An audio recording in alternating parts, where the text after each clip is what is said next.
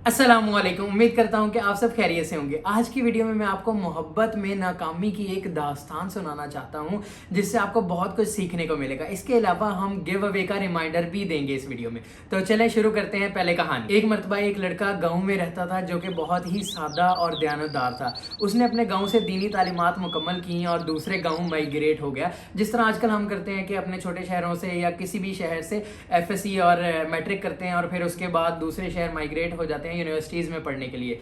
तो उसे उस दूसरे गांव में एक जॉब मिल गई, खतीब का काम मिल गया मस्जिद में। वहाँ उसकी ज़िंदगी चलने लगी, बढ़ने लगी और आहिस्ता आहिस्ता उसका नेटवर्क बढ़ने लगा, वो लोगों को जानने लगा। इसी दौरान उसे एक लड़की से वहाँ पे मोहब्बत हो गई।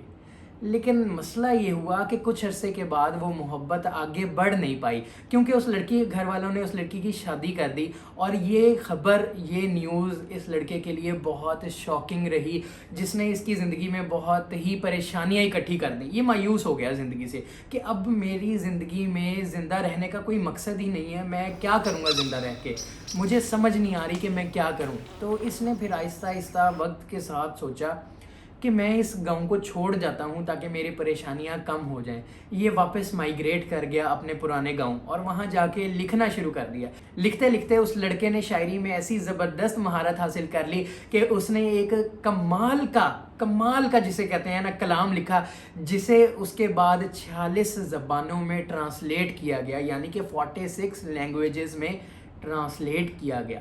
उस लड़के को आज वारिस शाह के नाम से जानते हैं। क्या आप जानते थे कि ये कहानी वारिस शाह की है? और ज़िंदगी में उनको ठोकर लगने के बाद उनकी डायरेक्शन इस कदर सीधी हो गई कि उन्होंने अपना ऐसा नाम बनाया कि आज हम सब उनको जानते हैं, उनकी शायरी से वाकिफ़ हैं, पंजाबी शायरी में उनका डंका बजता है। तो यहाँ से हमें समझ आती है कि हमारे पास ज़िंदगी में जब भी हम एक ठोकर खाते हैं, कोई प्रॉब्लम आती है, कोई हर्डल आता है, कोई मुश्किलात का सामना करना पड़ता है, तो हमारे पास 2 रास्ते बचते हैं।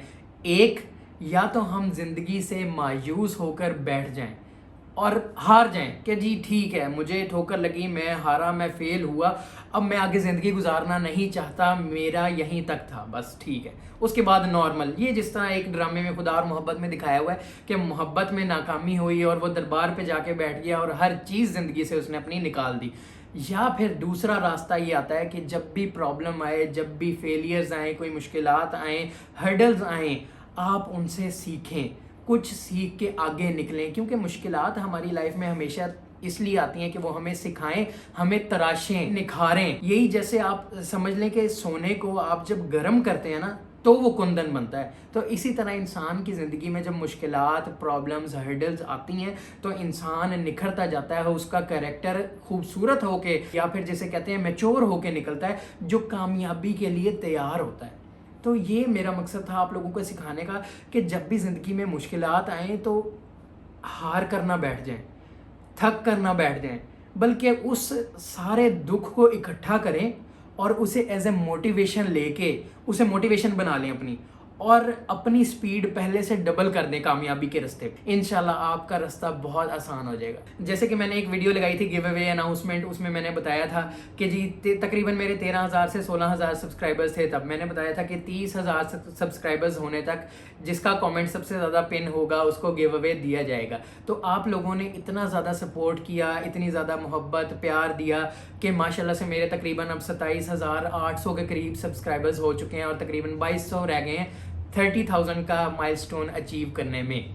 आज की वीडियो में मैं उनका कमेंट पिन करूंगा जो वारिस शाह का अपना फेवरेट शेर कमेंट में लिखेंगे। तो उम्मीद करता हूँ ये वीडियो आपको पसंद आई होगी। अब हम मिलेंगे नेक्स्ट वीडियो में, तब तक के लिए अल्लाह हाफ़िज़।